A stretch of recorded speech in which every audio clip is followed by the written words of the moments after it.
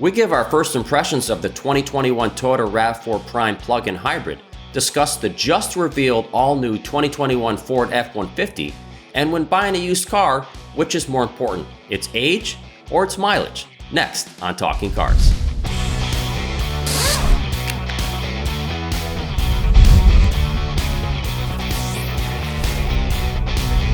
Hi everybody, welcome to another episode. I'm Mike Monticello. I'm Jennifer Stockberger. I'm Gabe Shenhauer. Well, first of all, I want to say, Gabe, welcome to your first remote podcast from home. We've missed you. It's great to see you back on the show. Well, thank you very much. It's funny to say welcome back because I haven't been anywhere. I know. Anyway, it's great to have you. We're going to start right in this week with some news. Ford recently revealed the all-new 2021 F-150 full-size pickup. And that's a big deal because it's the best-selling truck in the country. And so it's very important to Ford. And when you look at it, it has, only slightly restyled exterior, very heavily changed interior, and it has a new powertrain option. So, Gabe, let's start with you. What are the biggest changes to this truck that people are going to want to know about? Yeah, you're right. First glance, you're going to think it's probably a freshening, but it's a real redesign. It continues with the aluminum body, but there are some significant things here. For instance, the shifter folds down to create a flat surface in the cabin. So when you're working in the car with a laptop or when you're just breaking for lunch, you have room with the shifter not being in the way. It also has an optional onboard generator, which is really handy for on the job sites as well as beach parties and tailgate parties or what have you. So that's kind of cool. And really, most importantly, it has a hybrid option as an engine. So that's kind of an interesting development there. Yeah, they call that the Power Boost. And that is a 3.5 liter turbocharged V6 hybrid with a 35 kilowatt electric motor. It's the first hybrid ever offered on the F-150.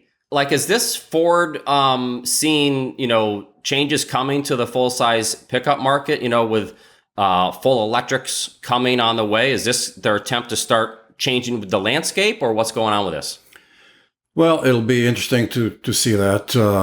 If you remember a few years ago, Ford went to small turbos, which and everybody was like, hey, no, I was kind of wondering, no V8s. And they still have a V8 there, but the small turbos ended up being very popular. They account for about 60% of F-150 sales. And the next step is the hybrid. So that might, and I'll just remind you that with the electric power up front, that is very conducive to towing and whatnot. So that might be customers might discover that it's really a very attractive powertrain option for a pickup truck. Yeah, Ford is saying at least a 12,000 pound max towing capacity. They're saying an EPA estimated driving range of over 700 miles per tank. It has a 30.6 gallon fuel tank. Jen, I want to switch to you for a second here because you and your husband are proud owners of a 2019 or 2020 2019 F-150. What do you see in this new F-150 so far? Are there some, features about it that you sort of wish maybe you wouldn't mind having on your truck? Yeah, so I think the biggest would be the hybridization. So we talked a few weeks ago, if you remember, we were talking about the Toyota Highlander hybrid. And right. Jake was saying specifically, they've hybridized a car that people really want. We're beginning to see hybrids, not just small hybrids, but configurations that people actually really want. And this is just another one of them. The F-150, look at the numbers. Even during this downturn with COVID, the F-150's done really well. Our car included great incentives, long financing. But for the first time in April, according to Kelley Blue Book, that trucks outsold passenger cars. So people were going in them, getting them. Two things I see here is this was already a really good, as Gabe said, those small displacement turbos, smaller turbos were already really good for fuel economy. Ford looks like they're trying to eke out every little bit of fuel economy, not just the hybrid, but things like an adjustable dam, grill shutters for aerodynamics when the engine doesn't need cooled. So they're really trying to gain everything. And that was the biggest change for us. It was already a good fuel economy truck in terms of full-size pickups.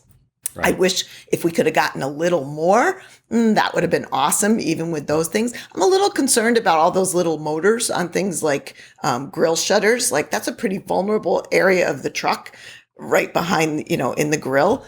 Will those keep working? So a little bit of concern there in the adjustable dam. And the other piece is the work-centric parts that Gabe was talking about, the great features inside the cabin for somebody who's literally using that truck as an office. We don't do that, so I'm not really disappointed that we missed out on those so much. Even the tailgate, they've made it so you can use it. I was laughing, even Gabe, you have a stand-up desk. I'm like, that tailgate is now the best stand-up desk. It's got places for pens and your iPad and your phone. Yeah. It's kind of a cool features. And we have a great friend who uses his F-Series truck as his office. He's a contractor, and I can't help but think he's going to love some of those features like the fold down shifter. But for us, I think we're good. We got much better fuel economy than we were getting out of our, 2012 Frontier, even in a much bigger Frontier truck. So, wow. Yeah. It's funny. You think, what will they come up with next, right? And that fold down shifter is really interesting. Well, I mean, obviously we got to wait and see when we get our own, but it's just funny, like, how do they keep coming up with these new options for things? And what's cool about that is it gives you that traditional feel rather than going to a dial if someone's not familiar with that, or worse, a push button system, which is what a lot of manufacturers go to simply to free up the console space. Well, now they sort of solved that problem. You can have the traditional like gear selector, but you can get it out of the way if you want to. Yeah, it's funny. I'm surprised they didn't. You think of the Aviator with the push buttons, and, Ford has done them on other vehicles. You thought they might go that route. Right. But they kept it. And it'll only fold in park, is my understanding, right? Correct. Exactly. So, Only fold in park. I bet the Ford customers were insisting that, hey, we want a shifter. We don't want one of those newfangled things. Right. Just a couple things. So there's six engine options, and most of them are carried over. They still have the 2.7 EcoBoost and the 3.5 EcoBoost. Forward collision warning and automatic emergency braking with pedestrian detection come standard on every 2021 F-150, regardless of trim. XLT models, which Gabe, XLT is typically the most popular? Typically, yes. It's one level up from the XL base. Okay, XLT models will also get blind spot warning, rear cross traffic warning, lane keeping assistance, and rear automatic braking. So, I mean, you would like to see that on all of them, but at least they're giving it to the truck that has the most buyers, I guess. We'd still like to see more of that. But I'm trying to think, like, with all these electric trucks coming, or they're saying they're coming, it seems like Ford's heading that way. And, are the big three, Ford, Chevy, Ram, preparing for that, possibly this whole market change? Do you think that's what's going on, Jen, partially? Yeah, I'm sure. I mean, and again, it always takes one to put it out there. If this proves successful, I can't help but think that the others will follow. Because they can't, when we get 19 miles per gallon out of the non-hybrid. If you have what's the promise there of, 19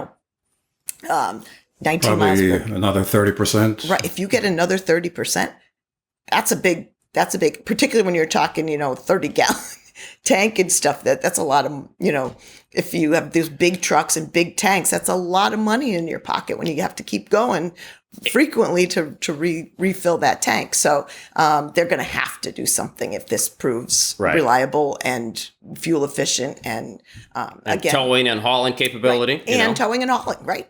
That's just a bonus. Yeah, there's Final- been talk about an electric F-150, and don't forget Ford has a stake in Rivian, which is going to be out with its electric pickup truck. So I would expect some sharing there and some synergies. Yeah. Gabe, final question. Are we going to buy this truck when it goes on sale in the fall? And if so, will we buy the hybrid? You bet we're going to buy at least 2 versions. And I would actually be interested to hear the listeners and the viewers saying if they'd like, if they're interested in the hybrid or the diesel and any other, and one of the 2.7 or the 3.5 turbos. Yeah. Well, we're going to have a lot full of trucks, it sounds like. There's a full preview story up on consumerreports.org, so please go check that out for more information on this truck. Let's move on to this week at the track. And this week, we're going to talk about the 2021 Toyota RAV4 Prime. Our first drive impressions, we rented an XSE version from Toyota. Quick overview on what the Prime is. It's basically a plug-in version of the RAV4 hybrid, the regular RAV4 hybrid, but it has about a 40-mile EV-only range. It also brings more performance. There's a little something different going on here because it has 302 horsepower. It's the most powerful RAV4 ever. It has a retuned 2.5-liter 4-cylinder engine and a high-capacity lithium-ion battery, which powers dual electric motors. All-wheel drive comes standard, and prices, it's kind of expensive. Prices for the RAV4 Prime start at $38,100 for the SE and top off at $41,425 for the XSE. So Gabe, that's the kind of the basic overview of it, but can you talk us through a little bit of Toyota's, where they're going with, because they're heavily focused on hybrids and plug-in hybrids, but not so much on EVs. Why are they taking that tact? Okay, so it's the next step from a RAV4 hybrid, a plug-in hybrid, but it begs the question, hey, Toyota, why don't you just go all in and make a pure electric RAV4? Toyota's view is this. This is a very strategically thinking company, a very pragmatic company. And their view is they're doing much more for the world in terms of reducing greenhouse gas emissions if all cars consume 50 miles per gallon instead of 20 miles per gallon, rather than a few cars, or right now we're at about less than 2% electric vehicles of the market, rather than having relatively few cars that are pure EVs and don't consume any fuel at all. So as long as, in Toyota's view, as long as you measure charging in hours and not in minutes, and range is about 200, 300 miles and not 500-600 miles. Toyota is focused on hybrids and plug-in hybrids. And so if you notice, they're going to eventually have their entire lineup with hybrid options. And as we've seen, the take rate for each model line for the hybrids keeps growing. So It seems like customers are getting used to this idea and liking it. Okay. All right. So that's the buildup. Jen, what's this thing like to drive? Yeah, so I very much liked it. And 2 things. We already liked the hybrid version of the RAV4. We thought it made it a better vehicle than the non-hybrid version, a little quieter, a little more power. If this, in this car, you got just a little bit more of that. You got a little more horsepower. You got a little more miles per gallon. We haven't tested it yet, but if you get 2 more miles per gallon, it was already a big jump to 37, for the hybrid. If you get a little bit more, that's fantastic. So to me, those little tweaks would be worth the effort of plugging it in. Or if you have a short commute, the pickup drop-off type of situation where you can really take advantage of that plug-in portion, that 40 miles of electric, then this would absolutely be a car that's worth it. Takes what the hybrid did and adds a little bit more.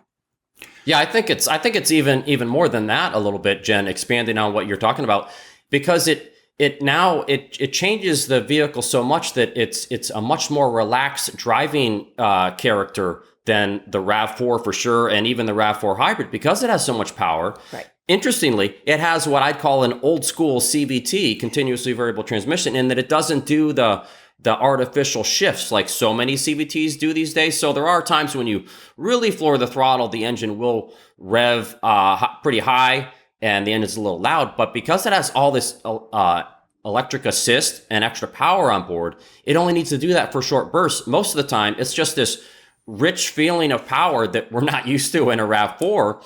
And it really, I mean, this car is quick. It does 0 to 60, Toyota says, in less than 6 seconds. So, I mean, Gabe, do you kind of agree with me that it really has drastically changed the way this car drives? Oh, totally. I mean, it's beyond being quick. I mean, it just gives it this effortless feel, which gives it a very luxurious feel, an aura of premium that makes you feel really good. I mean, almost Lexus-like. It's a form of a yes. Oh, yeah. It wouldn't be would be no problem putting a Lexus badge on this thing. But yeah, I mean, it's a form of a CVT. Toyota calls it EVT, which is the same kind of electric variable transmission they put in every hybrid. But yeah, I mean, you mentioned before that's expensive, 38 Right. and 41,000. But consider this. I mean, it gets a pretty big battery, 18 kilowatt hour. Which qualifies for the federal tax incentive of $7,500. So you subtract that and you end up in the low 30s somewhere, which is comparable to a regular, highly equipped RAV4. So I think this is from a consumer point of view. I mean, if you're really wise about it, this is the best RAV4 to buy, actually. Yeah. And it does have a couple downsides that we should just mention real quick. It does have less cargo room. Toyota says about 4 cubic feet less cargo room than the regular RAV4 hybrid, and that's due to the plug-in components that are needed.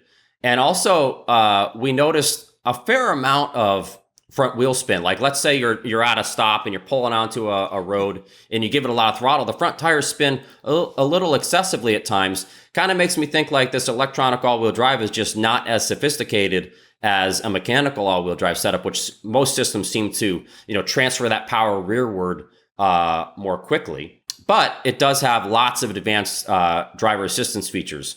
All RAV4 Primes come standard with forward collision warning, automatic emergency braking with pedestrian detection, blind spot warning, rear cross traffic warning, lane departure warning, and lane keeping assistance. And Gabe, I always like to finish with this. Are we going to buy one for our test fleet? Yeah, we'll buy one and we'll have some winter experience with it. So we'll check out that front wheel spin before the rear axle comes into play. Okay. And we go ahead, Jen. Yes. I was just going to say, who would have thought we'd be talking about old school CVTs? I know. Well, I'm old school. You are. So we have a full preview of this vehicle, full first drive, I should say, up on consumerreports.org of the 2021 RAV4 Prime. So make sure you go check that out. Let's move on to audience questions. As always, we want to remind you folks out there, send your questions, comments, 30-second video clips to talkingcars@icloud.com. We love hearing from you. We love seeing you. So send those in. We get so many good questions. It really is. I'm really impressed with how intelligent the questions are that we get from folks out there. It's really nice to see. And of course, it's nice that they want to hear our answers. So let's start in with JP from Worcester, Mass. JP says, when determining a used car purchase, what factors go into the age of a car versus mileage? Is it better to buy an older CR recommended car with less miles than a newer CR recommended with higher miles? I'm trying to assess which is a better buy and what main factors to consider. So, Gabe, let's start with you. What's more important, low miles or a newer car? Clearly, both low miles and newer cars, as much as you can afford, is the best thing. But if it's a really low, unusually low miles, you want to ask why is it such a low mile car, and you don't want a car that's been sitting for a long time. So there isn't really a hard and fast rule here. You really have to scrutinize the car that you're talking about, the individual car, and look at maintenance and repair records. And see where it's been and how it's been taken care of. Jen, would you lean more toward newer in most cases?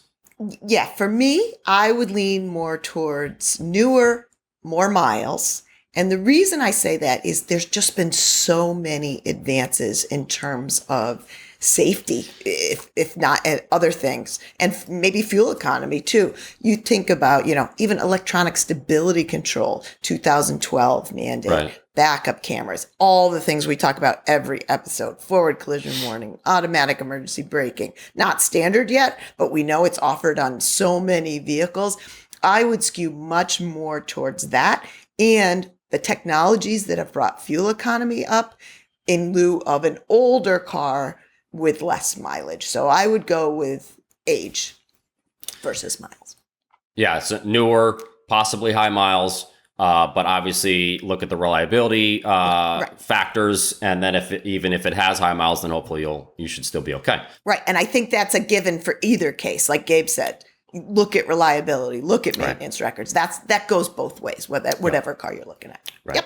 All right, let's move on to the next question from John. John says, I would appreciate knowing the mechanics of delivering heating and air conditioning in electric cars. Without fan belts in electric cars, I'm assuming the AC compressor is electrically powered, and without a normal water cooling system, heating must also be handled by an electric heating element. Over the years, there has been a switch to electric power steering to reduce the mechanical drain on gas-powered engines. Do you think these electric heating cooling systems are also more efficient? Gabe, what do you think? So yeah, the biggest secret out there is that cabin heat is the biggest drain on electric vehicle range. And most EVs so far have been using resistive heating, which is really comes at the expense of range.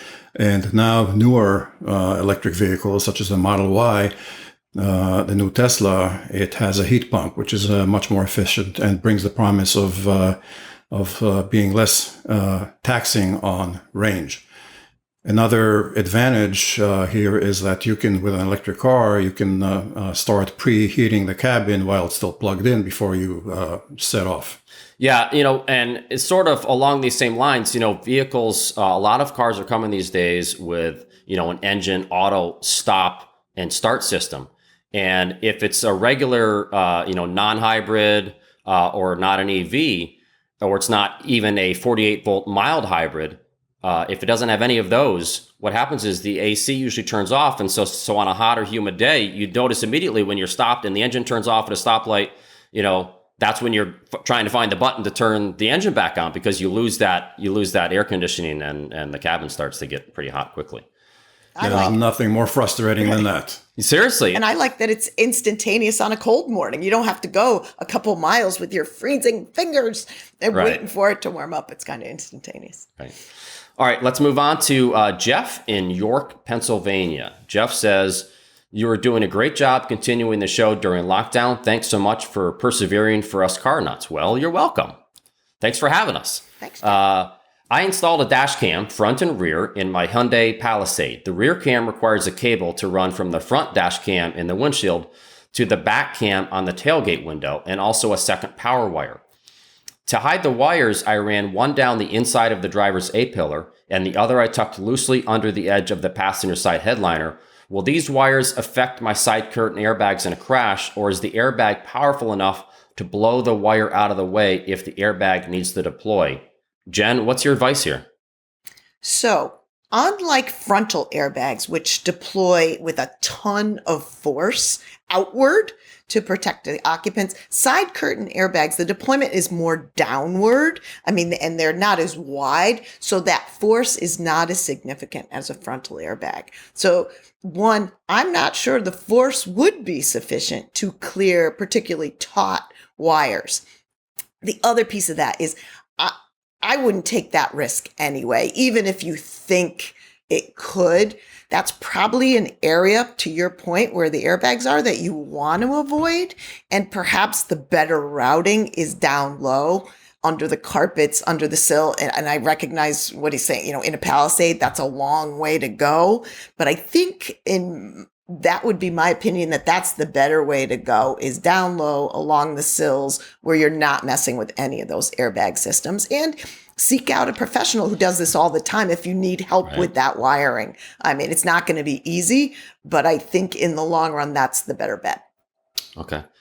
We also recently ran a story about dash cams on consumerreports.org, really kind of about how they can be a silent witness in a traffic incident. So go check that out on consumerreports.org. All right, let's move on to John from Pass Christian, Mississippi. John says, I own a 2018 Audi Q7 that I absolutely love. It is equipped with a 3-liter supercharged V6 engine. I have less than 40,000 trouble-free miles on it, and my plan is to keep it for a long time. However, I recently heard that when the timing chain needs to be changed, that it is an engine out procedure that is very expensive. I have been advised to get rid of the vehicle before this service is needed at approximately 100,000 miles. Is this your understanding as well? And do you have the same recommendation? So, I talked to our chief mechanic, John Ibbotson, about this, and he said, in theory, timing chains are supposed to last the life of the vehicle, of the engine. So hopefully you don't need to change that. It is an expensive procedure on an Audi. We have very little reliability data on the 2018 Q7, but we do have quite a bit of data on that 3-liter supercharged V6 in other Audis from the 2012 to 2015 range, such as the A5, A6, and Q5, as well as data on the 2015 Q7 with that engine. And the engine major, that's what we call it in our reliability data, the engine major problem rates for those vehicles are about average. So there have been some occurrences of timing chain failure, but most owners haven't seen this. So we would say, if you really like that vehicle, obviously we don't have enough data to say for sure, and we can never say for sure, but we don't have enough data yet on his vehicle to say, no, you're going to be fine for sure, or you're going to have a problem. But if it were our vehicle and we liked driving it, we'd say, go ahead and stay with it. Do you agree, Gabe? Yeah, absolutely. And you're right. It's a big job because that timing chain is at the back of the engine and it's hard to access. But it's probably $1,000 job. But you should be prepared for $1,000 job when any car gets to 100,000 miles. And let's look at it in the context of your alternatives. So what do? You spend tens of thousands of dollars on a replacement car, or do you take the risk that the timing chain will fail and cause broken valves and seize pistons, and then you need a new engine? So you're better off keeping track of that and following the maintenance and all the preventive maintenance you can. Great. Thanks, Gabe. Well, that's going to do it for this episode. If you want to learn more about the cars and the topics we talked about, you can click on the links in the show notes. Don't forget to send us those questions, comments, 30-second video clips to TalkingCars@icloud.com. Thanks for watching, and we'll see y'all next week.